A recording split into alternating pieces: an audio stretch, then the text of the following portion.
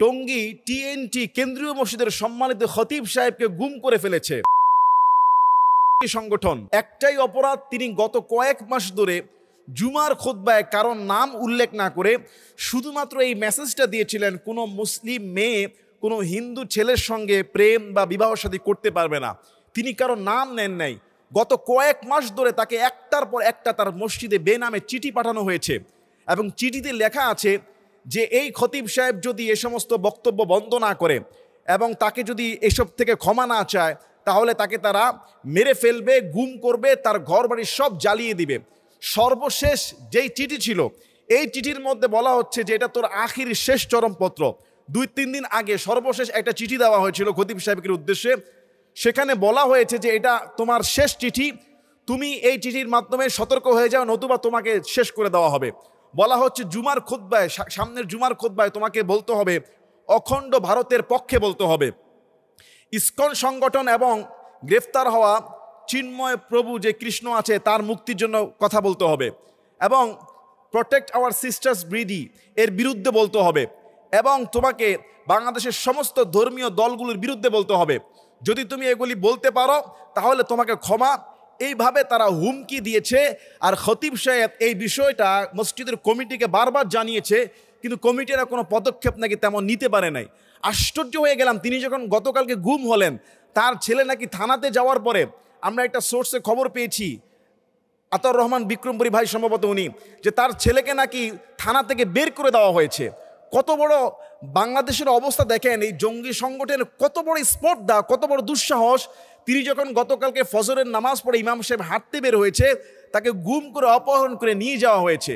আল্লাহু আকবার! আমরা কোন দেশে বসবাস করছি যে একজন মুসলিম মেয়েকে, মুসলিম ছেলেকে হিন্দুদের সঙ্গে বিবাহ শাদী তো আমাদের ধর্মে নাই, এটা উনি জুমার খুতবায় সতর্ক করেছে। আর তাকে পাল্টা একের পর এক আজকে 4-5 মাস ধরে এভাবে মৃত্যুর হুমকি দিয়ে তাকে চিঠি পাঠানো হয়েছে। সেই মসজিদের কমিটি, মুসল্লি, এরা কোন প্রকারের আমি জানি না। টঙ্গী এটা তো আহামরি কোনো অজপাড়া গ্রামের এলাকা না, এটা তো ঢাকার পাশেই। আমার তো মনে হয় সেই হুমকি দাদাকে চিঠির অবস্থা যা দেখলাম, লেখার হাতের লেখা, তাকে বের করে তার জিহ্বা টেনে ফেলা কোনো বিষয় ছিল না। আসলে কমিটি বা মুসল্লি তারা যদি ইমাম খতিবকে সহযোগিতা না করে তাহলে এই মিম্বারগুলো হকের আওয়াজ কিভাবে বলা হবে? এবং এই খতিব সাহেবের বাড়িতে আগুন পর্যন্ত লাগিয়ে দেওয়া হয়েছে।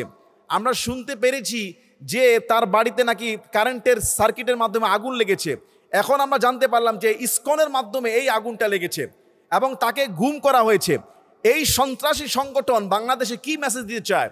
এবং আমরা দেখলাম যে বুয়েটের মধ্যে শ্রীশান্ত রায় নামক এক স্টুডেন্ট, সে রেডিট আইডিতে, সোশ্যাল মিডিয়াতে ভিন্ন নামে আজকে 4-5 মাস ধরে ইসলামকে কটাক্ষ করে, ইসলামকে গালাগালি দিয়ে লিখে আসতেছে। সেখানে সে লিখেছে, গাঁজা খাওয়ায় জোর করে মুসলিম নারীদেরকে দর্শন করেছি, এটা অনেক আনন্দের।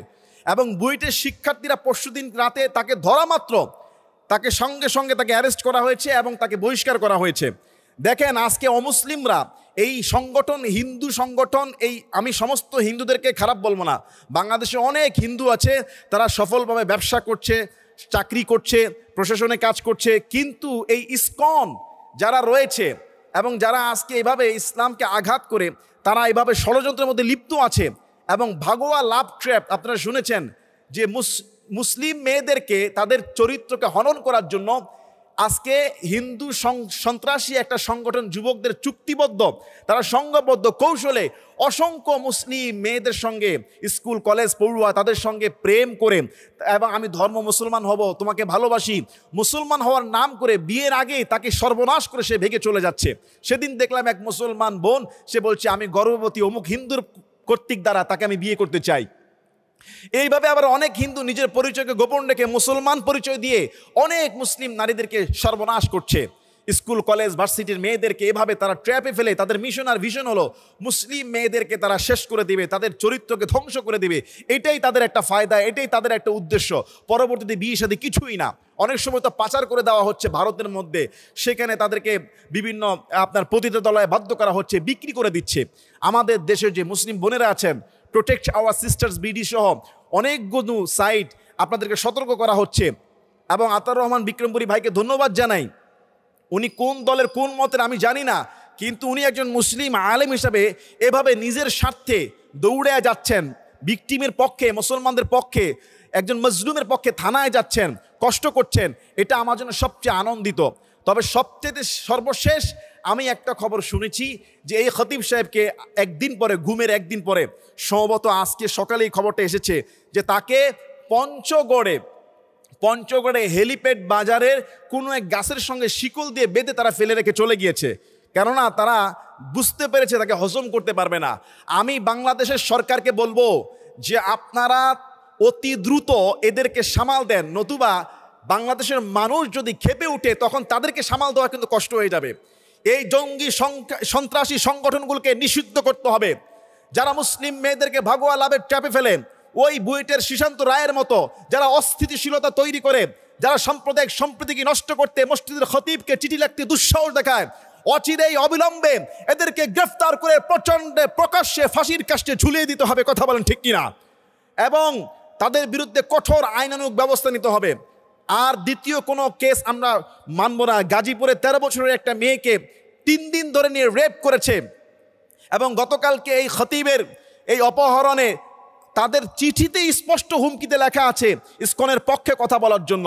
এই ইসকনকে সন্দেহ করে যেহেতু চিঠিতে আপনার থানায় ডায়েরি করবে, পুলিশ নাকি বলেছে ইসকনের নাম নেওয়া যাবে না, সাম্প্রদায়িক সম্প্রীতি নষ্ট হবে। সাম্প্রদায়িক সম্প্রীতি এখন নষ্ট হবে, অথচ হেফাজতে ইসলামকে 5ই মে শাপলা চত্বরে মেরে রক্তাক্ত করা হয়েছিল। ইতিপূর্বে জামাত, বিএনপি থেকে শুরু করে হেফাজত কাউকে জঙ্গিবাদের মামলা দিতে দ্বিধাবোধ করা হয় নাই। গুম খুন করে বাংলাদেশের মুসলমানদেরকে তছনছ করে দেওয়া হয়েছিল। আর এখন কোথায় এক ঠুনকো সংগঠন যারা দিনের পর দিন সন্ত্রাসী কাজ করে আমাদের উপর একের পর এক আঘাত আনছে, আর বিচার চাইতে গেলে তাদের নামটাও নেওয়া যাবে না। এই হলো আমাদের দেশের প্রশাসনের অবস্থা। অপরাধী যেই হোক তাকে তো শাস্তি দিতে হবে।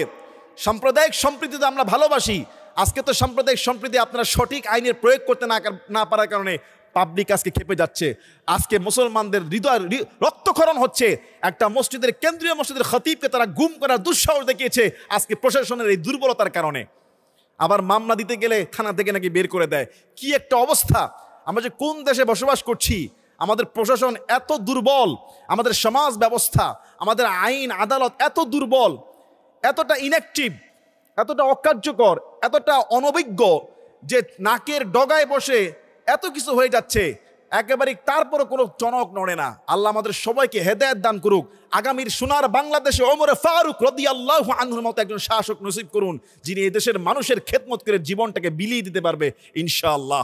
আল্লাহ আমাদের সবাইকে কবুল করুক। আল্লাহুম্মা। একেবারে তারপরও কোনো টনক নড়ে না। আল্লাহ আমাদের সবাইকে হেদায়েত দান করুক। আগামীর সোনার বাংলাদেশে ওমর ফারুক রাদিয়াল্লাহু আনহুর মতো একজন শাসক নসিব করুন, যিনি এই দেশের মানুষের খেদমত করে জীবনটাকে বিলিয়ে দিতে পারবে ইনশাআল্লাহ। আল্লাহ আমাদের সবাইকে কবুল করুক। আল্লাহুম্মা।